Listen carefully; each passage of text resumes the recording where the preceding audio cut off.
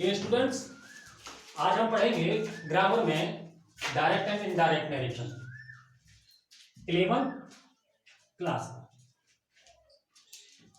Direct and indirect narration.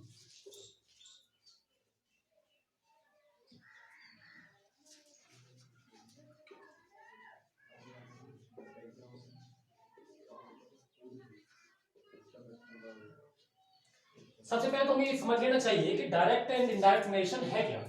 Direct मतलब प्रत्यक्ष और अप्रत्यक्ष कथन।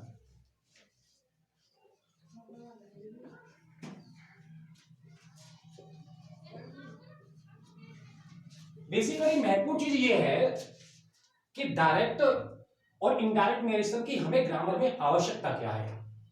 क्या बिना नरेशन के ग्रामर की पूर्ति नहीं हो सकती? समझते हैं।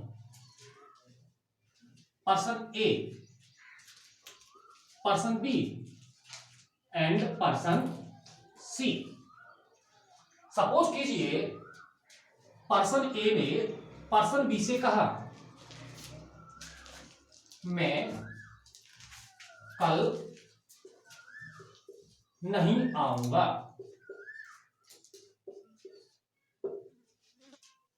पर्सन ए ने पर्सन बी से कहा मैं कल नहीं आऊंगा।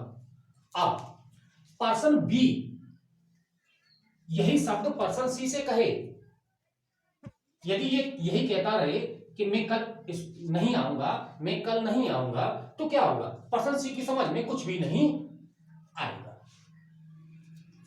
पर्सन बी को ये शब्द अपने शब्दों में परिवर्तित करके कहने हैं। अर्थात पर्सन बी पर्सन सी से जब कहेगा तो कहेगा कि वह कल स्कूल नहीं आएगा। अर्थात इसका मतलब हुआ कि अपनी बात को दूसरे के माध्यम से तीसरे व्यक्ति तक पहुंचाना ही नरेशन है। यदि नरेशन ना होता तो हम सेकंड पर्सन के माध्यम से थर्ड पर्सन से बात नहीं कर पाते। ये नरेशन की आवश्यकता है। यदि नरेशन ना होता तो हम सेकंड पर्सन के माध्यम से थर्ड पर्सन से बात ही नहीं कर पाते। उदाहरण के लिए मैं अर्थात मुकेश कुमार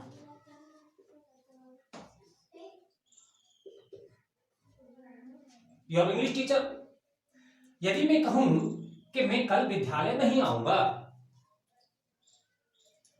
बी से कहा मैंने कि मैं कल विद्यालय नहीं आऊंगा, तब बी को यही बात सी को समझानी है, तो क्या कहेगा?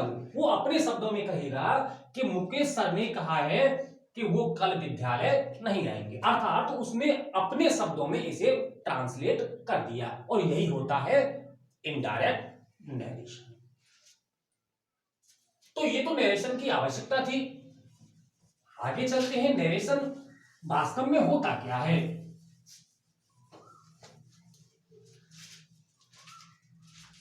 बात करते हैं डायरेक्ट नरेशन। डायरेक्ट नरेशन जब हम वक्ता के कहे गए शब्दों को ज्यों का त्यों उसी के शब्दों में लिख देते हैं। जैसे he said to me, comma inverted comma, I have done my work, inverted comma close। ये डायरेक्ट नरेशन है। डायरेक्ट नरेशन के दो पार्ट होते हैं, रिपोर्टिंग वर्ब और रिपोर्टेड स्पीच। रिपोर्टेड स्पीच और रिपोर्टिंग वर्ब।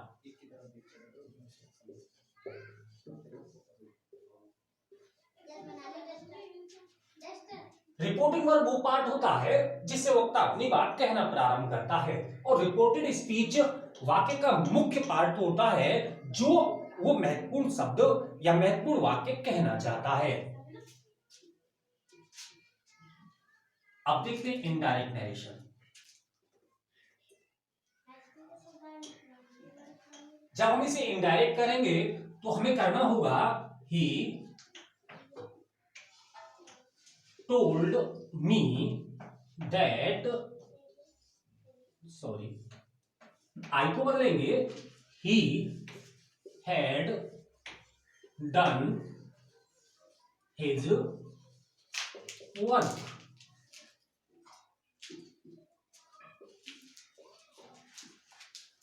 अब यहां देखने वाली बात यह है कि जब डायरेक्ट से इनडायरेक्ट बनाते हैं तो बेसिकली 5 परिवर्तन किए जाते हैं।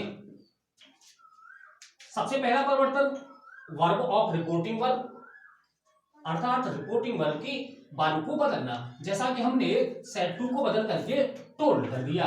दूसरा इन्वर्टेड कॉमास, इन्वर्टेड कॉमास के स्थान पर हमने दैट किया। Third subject of reported speech, reported speech को बदल के यह आई था, हमने चेंज करके ठीक कर दिया। Third one tense of reported speech, had को हमने हैड में किया। पांचवा माई को बदल करके हमने हिज किया। तो 5 परिवर्तन हुए, 1 2 3 4 और 5। ये बेसिकली 5 परिवर्तन है। आधारभूत 5 परिवर्तन होते हैं जब हम डायरेक्ट नरेशन से इनडायरेक्ट नरेशन बना रहे होते हैं।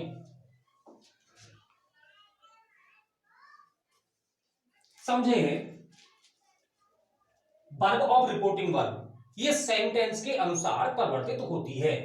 जैसे जैसे सेंटेंस परिवर्तित होगा, यदि एसर्टिव है तो टोल्ड होगा, इंटेरोगेटिव है तो आस्क्ड होगा, और यदि इंपेरेटिव है तो एडवाइज्ड, ऑर्डर, रिक्वेस्टेड होगा। इन्वर्टेड कॉमास भी सेंटेंस के अनुसार ही बदलता है। तीसरा subject of reported speech, subject आपका हमेशा एक तरीके से ही बदलता है, चाहे सेंटेंस एसर्टिव है, इंटेरोगेटिव है, इंपेरेटिव, ऑब्जेक्टिव या एक्सक्लेमेटरी है। और टेंस का जो परिवर्तन है वो भी आपका सदैव एक जैसा ही रहता है। इस पर टेंस सेंटेंस से कोई भी परिवर्तन नहीं होता। और ये जो पजेसिव केस है वो भी एक ही तरीके से बदलता है। सबसे पहले हम सीखेंगे चेंज ऑफ सब्जेक्ट। देखते हैं।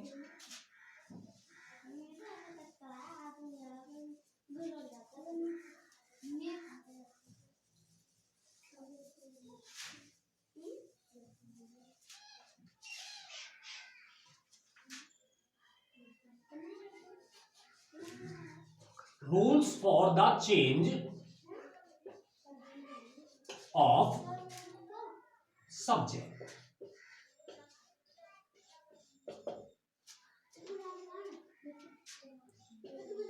रिपोर्टेड स्पीच और रिपोर्टिंग वर्ब।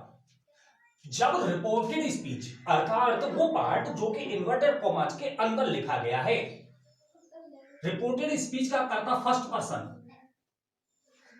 फर्स्ट पर्सन मतलब आई और we, I we, me, my, us, our. Second person मतलब यू, यू, योर, यू। और थर्ड पर्सन मतलब he, she, it, they, these, those, them, Ram, Mohan, Sohan, Geeta इत्यादि। मतलब आई, वी और यू को छोड़ दे, जो भी शेष रह जाता है वो सब आपका थर्ड पर्सन है। जब आरएस का कर्ता फर्स्ट पर्सन है तो हम उसे रिपोर्टिंग वर्ब अर्थात इन्वर्टेड कॉमास के बाहर लिखे हुए कर्ता के अनुसार अर्थात सब्जेक्ट के अनुसार बदलते हैं। और जब सेकंड पर्सन है, यदि रिपोर्टेड स्पीच का कर्ता सेकंड पर्सन है तो हम उसे आरवी के ऑब्जेक्ट के अनुसार अर्थात कर्म के अनुसार बदलते हैं। और यदि थर्ड पर्सन है तो हम उसमें कोई परिवर्तन नहीं करते। अर्थात हमारे पास एक फॉर्मूला बन के तैयार हो गया, सन एस फॉर सब्जेक्ट, और सब्जेक्ट किसका? आरवी का। ओ फॉर ऑब्जेक्ट, और ऑब्जेक्ट भी किसका? आरवी का। N for no change.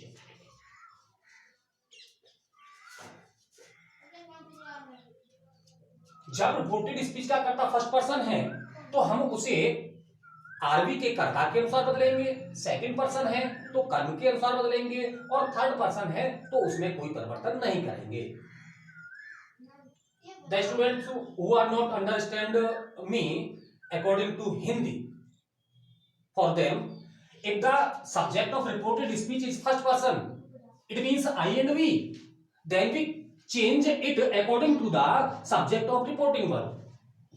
And the subject of reported speech is second person, it means you, then we change it object of the reporting verb. And when the subject of reported speech is third person, it means he, she, it, they, these, those, Mohan, so on, Gita ityadi, then there is no change in the subject of reported speech. For example,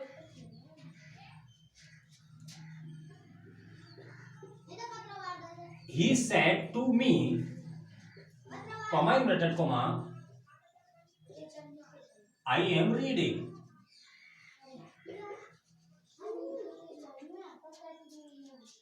He told me that. First of all, we are understanding how we change the subject of reported speech. इसे छोड़ देंगे, अभी हम ये सीख रहे हैं कि हम रिपोर्टेड स्पीच के कर्ता को कैसे बदलते हैं। तो I means first person. First person का मतलब हुआ कि हम उसे आरवी के कर्ता, आरवी क्या है हमारे पास? ही सेड टू मी, और आरवी का कर्ता क्या है? ही। तो आई को हमने बदला ही के अनुसार, तो हमने लिख दिया ही। मान लीजिए यहां ही ना हो करके यहां होता राम, तो राम के लिए या तो हम ही लिख सकते हैं क्योंकि राम मैस्कुलिन जेंडर है और सिंगुलर पर्सन है, या हम यहां पर राम लिख सकते हैं। एम को बदला वॉच, बताएंगे कैसे बदलेंगे, क्योंकि अभी हमने सब्जेक्ट को परिवर्तित करना सीख रहे हैं। Is, am, are, was verb को कैसे बदलते हैं ये भी बताएंगे। Was reading,